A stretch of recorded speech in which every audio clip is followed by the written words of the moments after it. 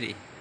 সুপ্রিয় শিক্ষার্থী বন্ধু, আশা করি তোমরা সবাই ভালো আছো এবং এই সংকটময় মুহূর্তে তোমরা সবাই নিজের বাসায় বসে পড়াশোনা করছো এবং আমাদের অনলাইন ক্লাসগুলো নিয়মিত দেখছো। সুপ্রিয় শিক্ষার্থী বন্ধু, তোমাদের সবাইকে চুরাশুর ডিগ্রি কলেজের পক্ষ থেকে আমাদের অনলাইন ক্লাসে স্বাগত জানাই। আমি সুজল চন্দ্র বর্মন, প্রভাষক, রসায়ন। শিক্ষার্থী বন্ধুরা, আমরা দ্বিতীয় পত্রের দ্বিতীয় অধ্যায় নিয়ে আলোচনা করছিলাম। আজকে তোমাদের সাথে আমি কিছু সৃজনশীল প্রশ্ন নিয়ে আলোচনা করব। বুঝুন, দেখো আমাদের আজকের টপিক, আমরা আজকে দেখব সৃজনশীল প্রশ্ন, দ্যাট মিনস ক্রিয়েটিভ কোশ্চেন আর টুডেস টপিক। ডিয়ার স্টুডেন্ট, দেখো এখানে একটা তোমাদের জন্য উদ্দীপক দেওয়া আছে ক্রিয়েটিভ কোশ্চেন হিসেবে। তো এখানে প্রশ্ন একটু খেয়াল করো, এখানে কী কী আছে। যেহেতু আমরা অর্গানিক কেমিস্ট্রি পড়ছি, তোমরা সবগুলো অবশ্যই বুঝতে পারবে। এখানে দেখো C2H2, এটা হচ্ছে ইথাইন, মানে এখানে আমার এখানে ব্যালেন্স করে দেওয়া আছে, তো 3 মোল এখানে ইথাইন নেওয়া আছে। এখানে বিক্রিয়া করছে তার উপস্থিতিতে 400 থেকে 500 ডিগ্রি সেলসিয়াস তাপমাত্রায় উত্তপ্ত লৌহ নলের মধ্য দিয়ে ইথাইন গ্যাসে প্রবাহিত করা হচ্ছে। করলে আমরা এখানে একটা প্রোডাক্ট পাবো, যেটাকে আমি পি দ্বারা চিহ্নিত করেছি। আমাদের খুঁজে বের করতে হবে আসলে এটা আসলে পিটা কী যৌগ হবে। এরপরে পি এর সাথে পরবর্তী দুটা বিক্রিয়া দেওয়া আছে। এটা হচ্ছে ফিডেনক্রাফট অ্যালকাইলেশন বিক্রিয়া, যে বিক্রিয়ার মধ্যে আমরা কিউ তৈরি করতে পারবো। আর এখানে দেখো এটা নাইট্রেশন বিক্রিয়া, যার মধ্যে আমরা পাবো হচ্ছে আর। তো দেখো এখানে আমি কিছু প্রশ্ন তোমার জন্য লিখেছি, প্রশ্নটা একটু খেয়াল করো। এখানে 15 নম্বর প্রশ্নে বলা হয়েছে যে ইলেকট্রোফাইল বা ইলেকট্রন আকর্ষক বিকারক কী। শিক্ষার্থী বন্ধু, তোমরা জানো আমরা ইলেকট্রোফাইল নিয়ে আমরা পূর্বের ক্লাসে আমরা আলোচনা করেছিলাম যে সমস্ত যৌগ বা আয়ন ইলেকট্রনকে আকর্ষণ করে তাদেরকে ইলেকট্রোফাইল বলা হয় এবং বিক্রিয়াকারে ইলেকট্রন গ্রহণ করে। That means this are known as electron loving species group. মানে এমন কিছু গ্রুপ আছে যারা হচ্ছে বা হচ্ছে যৌগ বা আয়ন বলবো, যাদের ইলেকট্রনের ঘাটতি আছে, সেসব যৌগ ইলেকট্রনকে আকর্ষণ করে। এটা পজিটিভ চার্জযুক্ত আয়ন হতে পারে অথবা নিউট্রাল কোনো যৌগ হতে পারে। যাদের ইলেকট্রন ডেফিসিয়েন্সি আছে তারা ইলেকট্রোফাইল হিসেবে আচরণ করতে পারে বা কাজ করতে। যেমন এখানে একটা বিষয় দেখো, এই যে এখানে একটা হচ্ছে অ্যালুমিনিয়াম ক্লোরাইড আছে, এটা লুইস অ্যাসিড হিসেবে পরিচিত এবং এই যৌগটা একটা ইলেকট্রোফাইল হিসেবে কাজ করে। এটা প্রথম ইলেকট্রোফাইল বলা হয়, কারণ এই যৌগটা হচ্ছে ইলেকট্রন ডেফিসিয়েন্সি গ্রুপ, এর অষ্টকপূর্ণ হয়নি। অষ্টকের দুটি ইলেকট্রন কম আছে, এই দুটি ইলেকট্রনের প্রতি আকর্ষণ থাকে, যার জন্য সে ইলেকট্রন গ্রহণ করে বিক্রিয়া করে। ইলেকট্রন তার একটু বল আকর্ষণ থাকে এবং এই জন্য সে বিক্রিয়া ঘটাতে চায়। এই জন্য আমরা এটাকে বলবো ইলেকট্রোফাইল। এই ধরনের আমরা আরও অনেক ইলেকট্রোফাইল দেখবো, সাধারণত পজিটিভ আয়ন ইলেকট্রোফাইল হিসেবে কাজ করে। অথবা যে সমস্ত প্রসঙ্গ যৌগের আমরা দেখবো ইলেকট্রন ঘাটতি আছে তারা ইলেকট্রোফাইল হিসেবে কাজ করে। এখন দেখো একটা প্রশ্ন বলা হয়েছে 6 নম্বরে, নাইট্রেশন বিক্রিয়ায় গাঢ় সালফিউরিক অ্যাসিড ব্যবহার করা হয় কেন। সুপ্রিয় শিক্ষার্থী, দেখো এখানে এই যে বিক্রিয়া তোমাদের আমি আগে বলেছি, এটা একটা নাইট্রেশন বিক্রিয়া। এখানে পি এর সাথে নাইট্রেশন বিক্রিয়া করে আমরা আর পেয়েছি। এই বিক্রিয়া আমরা কী ব্যবহার করছি, গাঢ় সালফিউরিক অ্যাসিড এবং এর সাথে গাঢ় নাইট্রিক অ্যাসিড। এটা ব্যবহারের কারণ হচ্ছে এই বিক্রিয়ায় মূলত তৈরি হয় একটা ইলেকট্রোফাইল নাইট্রোনিয়াম আয়ন, যে ইলেকট্রোফাইলটা আমাদের হচ্ছে বিক্রিয়া করতে সাহায্য করে, ইলেকট্রোফিলিক প্রতিস্থাপন বিক্রিয়া করতে সাহায্য করে। তো এখানে এই প্রশ্নের উত্তরে আমরা বলছি 2 মার্কের প্রশ্ন। আমরা এখানে বলবো যে এখানে প্রথম কারণ বলবো যে নাইট্রেশন বিক্রিয়ায় ইলেকট্রোফাইল নাইট্রোনিয়াম আয়ন তৈরির জন্য গাঢ় সালফিউরিক অ্যাসিড ব্যবহার করা হয়।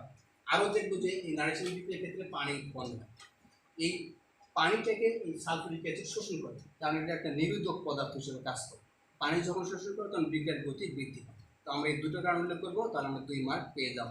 প্রথম কারণ কি বলবো, নাইট্রেশন বিক্রিয়ায় ইলেকট্রোফাইল নাইট্রোনিয়াম আয়ন উৎপন্ন করার জন্য এবং বিক্রিয়ায় উৎপন্ন পানি শোষণ করে বিক্রিয়ার গতি বৃদ্ধির জন্য গাঢ় সালফিউরিক অ্যাসিড ব্যবহার করা হয়।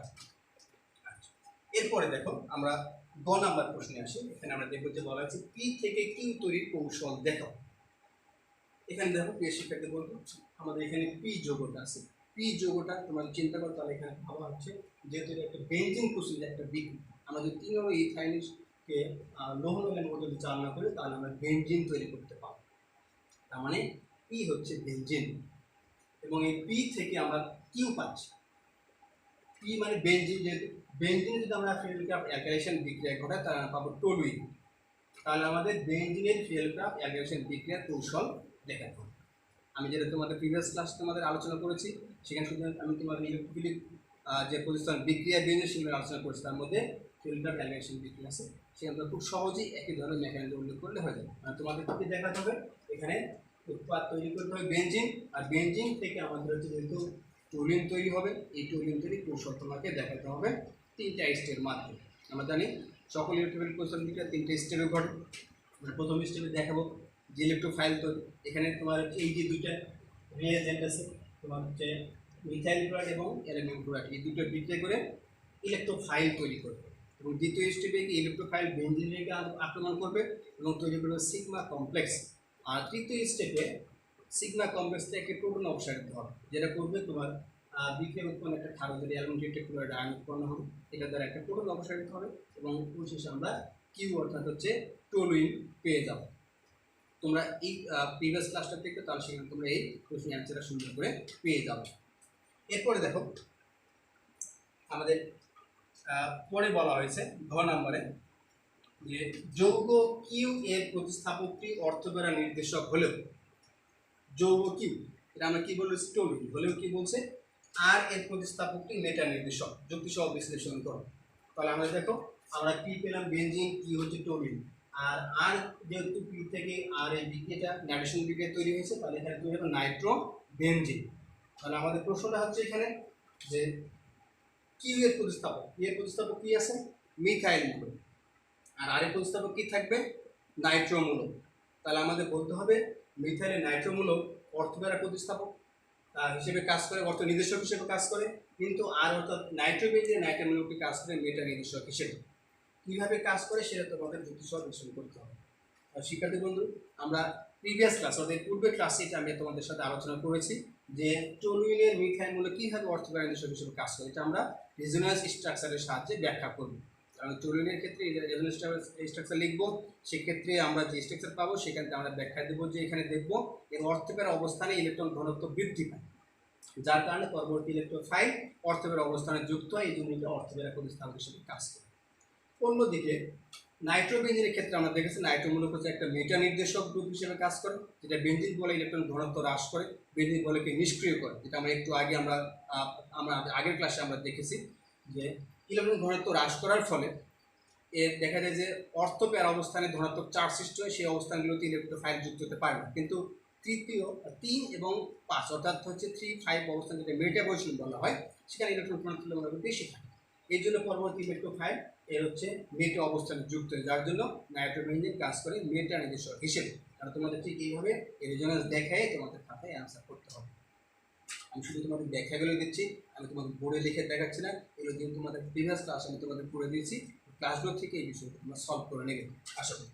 ঘরে দেখো আরেকটা প্রশ্ন দেওয়া আছে এখানে, বলা হচ্ছে যে ইলেকট্রন আকর্ষী প্রতিস্থাপন বিক্রিয়ায় পি, কিউ ও আর এর সক্রিয়তার ক্রম বিশ্লেষণ করো।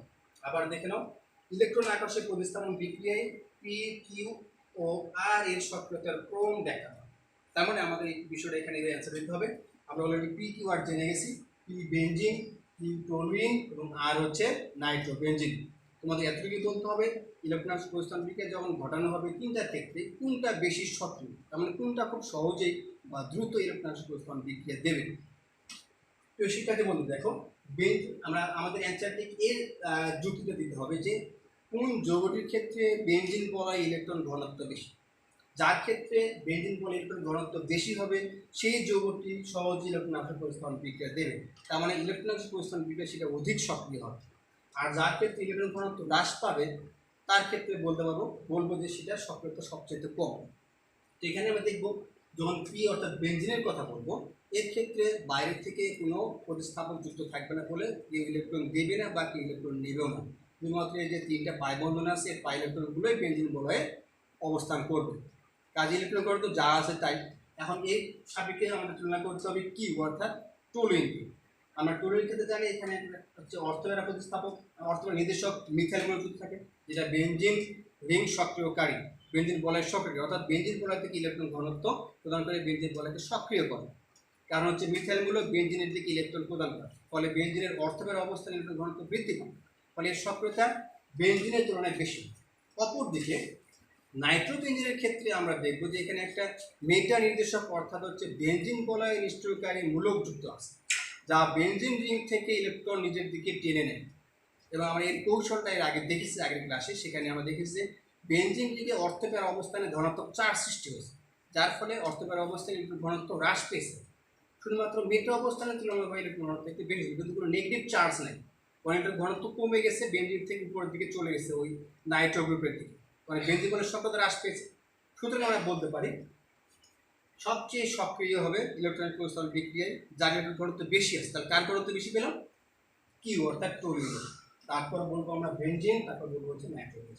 তাহলে সক্রিয়তার ক্রম যদি ব্যাখ্যা করি, সবচেয়ে সক্রিয় ইলেকট্রনিক প্রস্থান বিক্রিয়ায় সবচেয়ে সক্রিয় টলুইন, এরপর অবস্থান হচ্ছে বেঞ্জিনের, তারপর সবশেষ হচ্ছে নাইট্রোবেঞ্জিনের। তাহলে এইভাবে তোমরা ব্যাখ্যা করে কোনটাকে সুন্দর করে সাজিয়ে তোমাদের অ্যান্সার করতে হবে। এই গেলে এরপর দেখো তোমাদের জন্য আরেকটা প্রশ্ন আছে। এই প্রশ্ন তোমাকে আমি দেখাবো এবং তোমাদের জন্য এটা বাড়ির কাজ থাকবে। এই প্রশ্নটা প্রথমে দেখো, উদ্দীপকটা আমরা একটু ডিসকাস করে নিই এবং তোমাদের একটু আমি হেন্স দিয়ে যাবো যে আসলে কীভাবে সলভ করবে। এখানে দেখো এই জোড়ের নাম হচ্ছে ক্লোরোবেঞ্জিন। এই ক্লোরোবেঞ্জিন থেকে আমাদের এখানে দুইটা বিক্রিয়া ঘটানো আছে। এদিকে একটা বিক্রিয়া করে একটা উৎপাদ পেয়েছি এবং এই পথে বিক্রিয়া করে আমরা বিভিন্ন ধরনের উৎপাদ পেয়েছি। এই বিক্রিয়ার ক্ষেত্রে দেখো প্রথম স্টেপে আমরা সোডিয়াম হাইড্রোক্সাইডের সাথে বিক্রিয়া করেছি, তারপর হচ্ছে হাইড্রোক্লোরিক অ্যাসিডের সাথে বিক্রিয়া করেছি এবং এটা হচ্ছে ক্লোরোবেঞ্জিন থেকে ফিনল তৈরির একটা পদ্ধতি। যে পদ্ধতির নাম হচ্ছে ডাউ পদ্ধতি। ডাউ পদ্ধতিতে আমরা ক্লোরোবেঞ্জিন থেকে ফিনল তৈরি করতে পারি। তার ফার্স্ট স্টেপে কাজ করবে sodium hydroxide in presence of 300 degree Celsius, 3000 হয়ে গেছে, আসলে 300 ডিগ্রি সেলসিয়াস হবে। আর এখানে হচ্ছে 150 atm চাপ। এই চাপে প্রথম বিক্রিয়া করে তোমার সোডিয়াম ফিনের লবণ তৈরি করবে। তারপরে সেকেন্ড স্টেপে এখানে হাইড্রোক্লোরিক অ্যাসিড অ্যাকোয়াস মিডিয়ামে বিক্রিয়া করে তোমার কী করবে? ফেনল তৈরি করবে। তার মানে এখানে এই যৌগটা হবে ফেনল, বাকি উৎপাদন দিতে পারছি সোডিয়াম ক্লোরাইড এবং পানি উৎপন্ন হয়েছে। এরপরে দেখো এখানে এই বিক্রিয়াতে আমরা কি যোগ করেছি?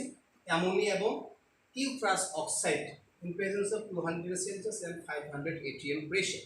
এই তাপমাত্রা চাপে অ্যামোনিয়ার সাথে অ্যামোনিয়া এবং কপার অক্সাইড উপস্থিত ক্লোরোবেঞ্জিন বিক্রিয়া করে অ্যানিলিন তৈরি করে। তাহলে বি হবে অ্যানিলিন বা অ্যামিনোবেঞ্জিন, আর বাকি উৎপাদ কিউপ্রাস ক্লোরাইড এবং পানি উৎপন্ন হয়েছে। তাহলে আমি সেটা যখন দেখো তোমাদের জন্য দিলাম, সেটা হচ্ছে আমরা কি পেলাম? এ পেলাম ফেনল আর বি পেলাম অ্যানিলিন। এখন দেখো তোমাদের জন্য কিছু প্রশ্ন আছে, প্রশ্নগুলো তোমরা নিজেরা সলভ করার চেষ্টা করবে। বলেছে মুক্ত মূলক কি? কারণ আমরা দেখো ফিডেল ক্রাফট অ্যাগলেশন বিক্রিয়া অনার্ধ অ্যালুমিনিয়াম ক্লোরাইড ব্যবহার করা হয় কেন? কেন করা হয় এটা তোমরা খুব ভালো করে সলভ করার চেষ্টা করবে। যদি না পারো তাহলে বই খুঁজে দেখবে, তবে আমি তোমাদের প্রিভিয়াস ক্লাসে এগুলো আলোচনা করেছি। এরপর দেখো গ নাম্বারে বলেছে উদ্দীপকের এ এর জলীয় দ্রবণ প্রকৃতি দেখা। যেমন আমাদের এই যে যৌগ ফেনল, যদি পানিতে যোগ করি তাহলে যে জলীয় দ্রবণ তৈরি হবে তার প্রকৃতি কেমন হবে, অম্লীয় নাকি ক্ষারীয় প্রকৃতি হবে, এটা তোমাকে বিশ্লেষণ করতে হবে। বিক্রিয়ার সাহায্যে তোমরা এটা সুন্দর করে দেখানোর চেষ্টা করবে। এরপর দেখো ঘ নম্বরে বলা হয়েছে যৌগ বি এর প্রতিস্থাপকটি অর্থপ্যারা নির্দেশক হওয়া সত্ত্বেও নাইট্রেশন বিক্রিয়ায় ভিন্ন উৎপাদ দেয় কেন? শিক্ষার্থী বন্ধুরা দেখো আমরা বি যৌগটিকে পেয়েছি অ্যানিলিন। এই অ্যানিলিনের অ্যামিনোমূলক সাধারণত অর্থপ্যারা নির্দেশক, সেটা আমরা আগের ক্লাসে কৌশল আকারে দেখেছি। কিন্তু এখানে বলা হচ্ছে যে এই নাইট্রেশন যখন বিক্রিয়া দেয় তখন দেখা যায় ভিন্ন উৎপাদ। তার মানে নাইট্রেশন বিক্রিয়া একটা মেটা যৌগ, মেটা প্রতিস্থাপিত যৌগ দিয়ে থাকে। তার মানে মেটা নাইট্রো অ্যানিলিন তৈরি করে, কিন্তু নাইট্রেশন ছাড়া বাকি সকল বিক্রিয়া দেখা যাবে এটা অর্থপ্যারা প্রতিস্থাপিত যৌগ দিয়ে থাকে। তো কেন দেয় সেটা তোমাদের আলোচনা করতে বলা হয়েছে। আশা করি তোমরা এই প্রশ্নগুলোর অ্যান্সারগুলো খোঁজার চেষ্টা করবে, সলভ করার চেষ্টা করবে। শিক্ষার্থী বন্ধুরা সবাই ভালো থাকো, সুস্থ থাকো, সুন্দর থাকো। ধন্যবাদ সবাইকে।